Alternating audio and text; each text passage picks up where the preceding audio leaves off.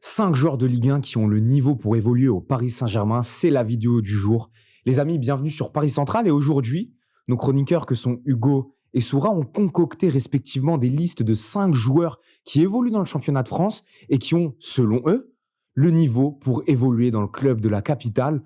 On va commencer sans plus attendre, on va mettre les pieds dans le plat. Hugo, quel est le premier des 5 joueurs de Ligue 1 que tu estimes avoir le niveau pour évoluer au PSG? Je vais te mettre tout de suite Valentin Barco. Valentin Barco parce que justement, il a cette capacité de jouer à plusieurs postes.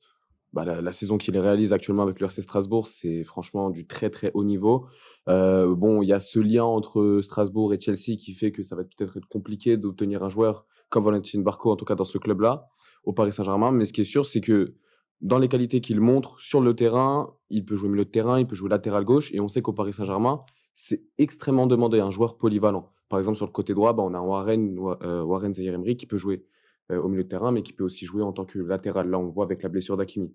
Et à l'inverse, avec un Valentin Barco qui peut jouer aussi au milieu de terrain, mais aussi en tant que latéral gauche, pour suppléer peut-être un Nuno Mendes, parce qu'on sait très bien qu'avec Lucas Hernandez, ça peut être assez compliqué, surtout au niveau du QI. Là, avoir un joueur qui a cette capacité-là de jouer à plusieurs postes, ça peut être un grand plus, en tout cas pour le Paris Saint-Germain. Soura, le premier des 5 noms sur ta liste. Le premier nom, c'est Jérémy Jacquet, défenseur central du Stade Rennais, 20 ans, 2005, 1,88 m, une toute nouvelle trouvaille, encore une fois, du centre de formation du Stade Rennais, qui est le meilleur centre de formation français à l'heure actuelle. C'est un superbe défenseur, calme, serein, habile balle au pied, très bon techniquement, très belle lecture du jeu, bon sens de l'anticipation, très bon dans les duels aériens. 71% de duels aériens remportés selon FotMob, plus de 4 duels remportés par match par le défenseur. Moi, ce qui m'a choqué, notamment un match, c'est un sens de l'anticipation incroyable. À chaque fois, il intercepte les ballons, il est souvent très bien placé, il remporte souvent ses duels, il est dur sur l'homme. Et surtout, la particularité, c'est que pour moi, il a le niveau du Paris Saint-Germain. Il peut s'acclimater parfaitement dans le système de jeu de Luis Enrique. C'est un défenseur central droitier. Il pourra assurer l'avenir au Paris Saint-Germain. Et donc, si jamais le PSG se positionne sur le joueur, on peut aussi se dire qu'étant donné que tu as un joueur comme Upamecano, qui actuellement est courtisé par le Real Madrid parce qu'ils ont jeté sur leur dévolution Upamecano plutôt qu'Ibrahima Konaté, tu peux te dire que si jamais Upamecano décide d'aller vers la Maison Blanche, tu as un Jérémy Jacquet en France, en Ligue 1, qui correspond à la politique de Luis Enrique. Mais pour moi, c'est vraiment un superbe défenseur, énormément de qualité. Et quand on voit le parcours de Désiré Doué, je pense que c'est un joueur qui a tout à fait les capacités pour pouvoir s'imposer au PSG et être une très belle relève. On a voilà un joueur un peu polyvalent qui peut jouer au milieu, en défense. Soit nous parle d'un défenseur central. Hugo, est-ce que tu as un attaquant à nous proposer? Un attaquant, j'ai pas forcément un numéro 9, mais j'ai un joueur plutôt offensif. C'est Magnus Akliouche, parce que depuis maintenant 1 an et demi, on en parle de Magnus Akliouche au Paris Saint-Germain. On sait que justement, durant le mercato estival, ça a été assez compliqué parce que les Monégasques demandaient quand même une somme assez élevée. 70. 70 millions d'euros, c'est ça exactement. Au bout d'un moment, quand on voit la saison actuelle de l'AS Monaco, qui est pas forcément exceptionnelle, elle est pas bonne du tout même, au vu des attentes, je parle. Là, tu as la possibilité de faire un Magnus Akliouche qui reste quand même le joueur qu'on connaît. Il a des qualités avec le ballon, il a justement cette capacité-là de faire mal aux équipes adverses, dans cette créativité, surtout même techniquement dans la manière de conduire le ballon. Et il a aussi, et c'est quelque chose, j'essaie de me baser sur ce que recherche Monsieur Enrique. Et c'est la polyvalence, encore une fois. Et Magnus Akliouche, j'ai aussi cette impression qu'il peut jouer autant sur les ailes, sur l'aile droite, un peu dans un rôle Meneur de jeu excentré. de meneur de jeu excentré, mais aussi en tant que troisième milieu de terrain. Peut-être, je ne sais pas s'il pourrait intégrer le milieu de terrain à la place d'un Fabien Ruiz, mais je le vois dans ce profil-là, un profil un peu du troisième milieu de terrain qui apporte encore une fois du surnombre. Là, pour le coup, on voit un Joao Neves ou même un Fabien Ruiz qui monte énormément et qui font mal justement lors des offensives et qui pèsent encore une fois sur les surfaces de réparation. Et avec un Magnus Akliouche, justement, pour apporter encore plus de danger et du sang-froid devant la cage, ce sera un grand plus. Une piste offensive, Soura, pour venir fournir cette attaque? Ouais, j'ai une piste offensive, c'est Malik Fofana, l'international belge, si je ne me trompe pas, en tout cas, l'ailier virevoltant de l'Olympique Lyonnais. Actuellement, malheureusement, il s'est blessé, mais on sait que durant l'été dernier, il a voulu partir dans un plus gros club. Ça s'est pas fait, ça s'est pas fait, parce que voilà, il y a des circonstances qui ont fait que, mais quand il est sur le terrain, il fait des différences exceptionnelles, il est virevoltant, c'est un très bon dribbleur. Il a une très bonne relation avec les attaquants, il combine très bien. Techniquement, il laisse pas à désirer. C'est un joueur qui peut être aussi polyvalent, il peut jouer sur les deux ailes. C'est C'est vraiment quelqu'un qui, en un contre un dans la profondeur, lorsqu'il est lancé, il est difficilement arrêtable. Et c'est surtout quelqu'un qui va essayer à chaque fois de rentrer dans la surface de réparation, pas forcément pour marquer, mais pour venir glisser ce petit ballon, pour permettre à son coéquipier de la mettre au fond des filets. Et pour moi, il a une marge de progression immense, Malik Fofana. Je trouvais que la saison dernière, l'été dernier, c'était peut-être un peu trop tôt pour le recruter au Paris Saint-Germain. Mais là, je pense qu'il prend de plus en plus d'épaisseur dans cet effectif-là de l'Olympique Lyonnais. Il devient de plus en plus important. Et ça se ressent, l'absence d'un Malik Fofana chez les Gones. Mais en tout cas, pour moi, il a toutes les clés en main pour être vraiment un joueur qui peut s'imposer au Paris Saint-Germain. Et étant donné qu'on a assez souvent un Bradley Barcola et un Kvaratskhelia qui sont sur le côté gauche, qui peuvent un petit peu se tirer la bourre pour savoir qui pourrait être titulaire si tu as tous les jours à 100%, bah avoir à droite, par exemple, un Malik Fofana ou un Désiré Doué ou un Bradley Barcola, Désiré Doué et Kvaratskhelia, Malik Fofana, tu peux te dire que, et même un Lee Kang-in qu'il ne faut pas oublier, mais qui peut aussi s'incorporer. Franchement, tu peux avoir une pluralité et une profondeur de banc en attaque assez impressionnante. Là, j'aime bien. Il y a de la jeunesse, il y a de la vivacité, de la vigueur, Il y a de pas que. l'audace. Ah, ça Ouais, travaille, hein. Non, j'aime beaucoup, j'aime beaucoup. Hugo, on va enchaîner avec ton troisième nom. Le troisième nom, bah, je vais me répéter un peu parce que Soura l'a mentionné, c'est Jérémy Jacquet. Mhm. Jérémy Jacquet, ça reste un joueur extrêmement talentueux. Ce qu'il propose déjà en ce début de saison avec le Stade Rennais, même s'il y a des points négatifs dans le club qui est le Stade Rennais, ça reste quand même très intéressant d'avoir un joueur comme Jérémy Jacquet dans le viseur du Paris Saint-Germain parce que c'est un jeune à fort potentiel, il est grand, il a cette capacité où justement dans les airs, il est pas ridicule, il est même bon. Là, on pourrait peut-être demander un peu plus de sa part. C'est à la limite, je dis bien à la limite, c'est dans le jeu avec ballon, c'est justement dans les ressorties de balles. Mais encore, c'est un jeune qui est qui a encore à progresser et qui montre quand même de belles choses. Donc en soi, au Paris Saint-Germain, voir un Jérémy Jacquet, peut-être pourquoi pas succéder à un Marquinhos à l'avenir ou même jouer avec Pacho ou prendre peut-être pourquoi pas la place d'un Zabarni. Ça peut être une possibilité. Après, voilà, je vais pas mentionner Zabarni parce que, enfin, on va pas trop en parler parce qu'il est encore dans son année d'adaptation.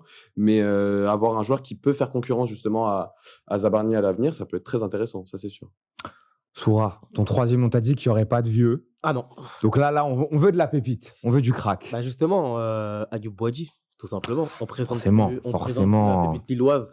Très bon techniquement, bon pour sortir du pressing, très belle capacité d'éliminer son vis-à-vis, gros récupérateur de ballon, plus de 5 ballons récupérés par match. C'est costaud. C'est un joueur qui se projette très très vite balle au pied, il n'hésite pas à aller vers l'avant.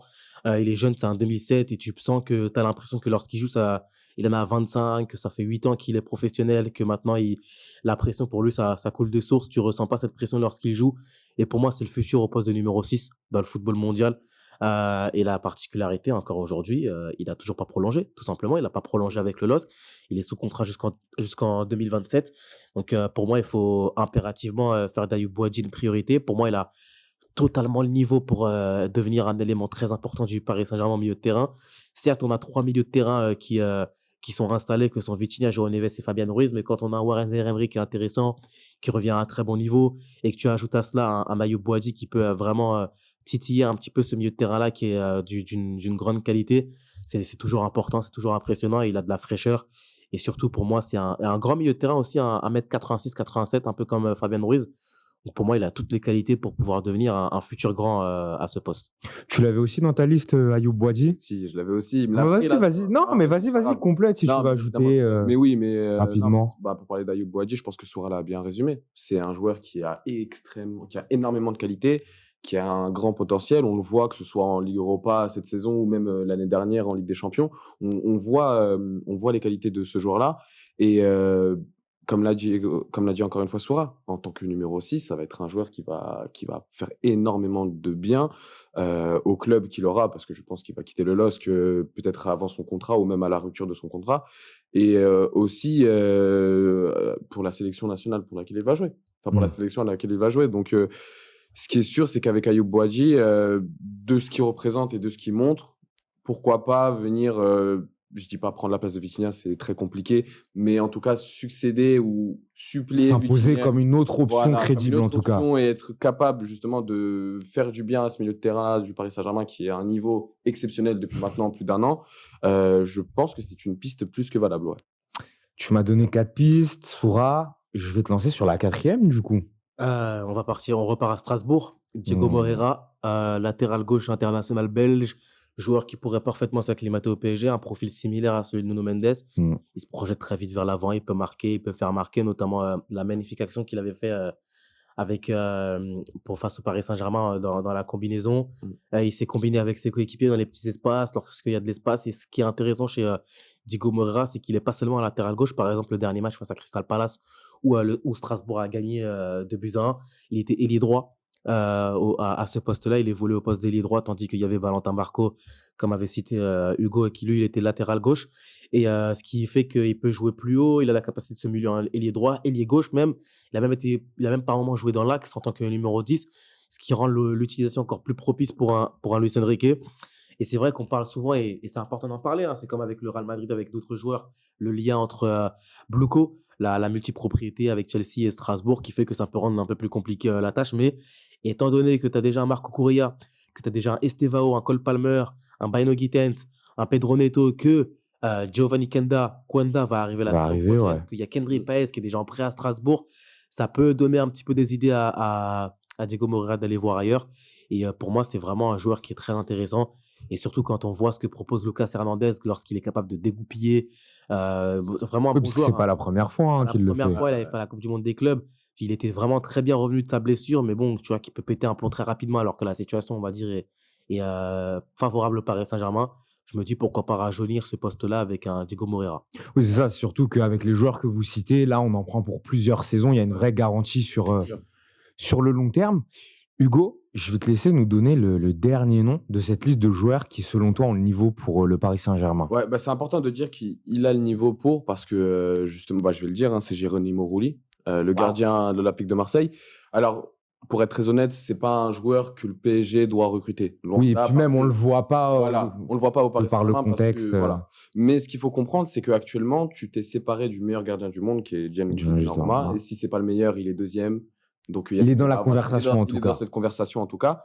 Et maintenant, tu as un Lucas Chevalier qui est un peu en difficulté, il faut être honnête. Et donc, ce que je veux dire par là, c'est que si on répond à la question quels sont les joueurs de Ligue 1 qui peuvent justement jouer au Paris Saint-Germain, qui peuvent avoir en tout cas du temps de jeu, je pense que Geronimo Rulli, de par la saison qu'il affiche et de par aussi la saison précédente Hmm. à l'Olympique de Marseille, il a cette capacité-là de jouer au Paris Saint-Germain. Aussi simple que ça. Tu es d'accord rapidement sur Geronimo Rulli, pardon?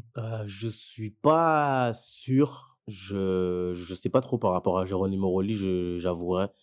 Le positionnement que j'ai envers lui, parce que c'est un très bon gardien. Il est très bon à l'Olympique de Marseille. C'est le meilleur gardien de Ligue 1 cette saison. Mais c'est pas forcément un profil auquel j'irais, je pense. Et je sais pas si c'est vraiment un profil Lucho compatible. Ok. Mais toujours est-il qu'en tout cas, Geronimo Rulli, très Il ne très bon viendra gardien pas. de Ligue 1. Il ne viendra pas, ça c'est sûr. Ça, Voilà, ça, non, il faut. Parce que, le contexte actuel fait que voilà, voilà. c'est impossible. Mais Chevalier, à l'avenir, pourquoi pas. l'argument s'entend. En tout cas, Soura, on va conclure la vidéo sur ton 5e nom. Mon cinquième nom, et bah, ouais, étant donné que j'ai le permis de conduire, je suis allé faire un petit peu le Tour de France et on est allé un peu dans le sud de la France. On est allé sur le Rocher, je vais sur Paul Pogba, tout simplement. Oh Non, c'est faux. C'est faux, on va pas aller sur Paul Pogba parce qu'ils vont 20 minutes déjà, c'est beaucoup. Non, je suis allé sur Diao Cissé, on reste au Stade Rennais, tout simplement. C'est un très bon milieu de terrain. Il peut jouer box-to-box, il peut jouer numéro 6, il peut se projeter très vite vers l'avant, de très bonne qualité technique, de percussion. Il est en train de, il glane pas mal de temps de jeu sous Habib Beye cette saison. Il est très très intéressant au Paris Saint-Germain. Il pourrait être très intéressant. Beaucoup de qualité balle au pied, qualité technique. Et moi, ce que j'aimerais aussi, c'est que si tu nous écoutes, Jaoui, c'est que tu pourrais choisir aussi la sélection malienne. Mais bon, ça, c'est un autre débat. C'est autre C'est chose. encore autre chose. Je pense que ouais, il peut aussi avoir potentiellement le niveau du Paris Saint-Germain. Parce que j'hésitais vraiment par rapport au 5e joueur. J'avais aussi Mathis Sablin. Mm. C'est un bon joueur, il a beaucoup de qualité. Mais je ne sais pas si à l'instant T, il pourrait avoir le niveau et le potentiel pour s'imposer au PSG. Parce que être neuf à Nantes et être neuf sous Luis Enrique, c'est deux métiers qui sont totalement différents. Donc, j'ai préféré aller pour le coup sur Diao Cissé, qui est un joueur que j'apprécie beaucoup. Très bien, moi je crois qu'on a fait le tour. Merci beaucoup les amis.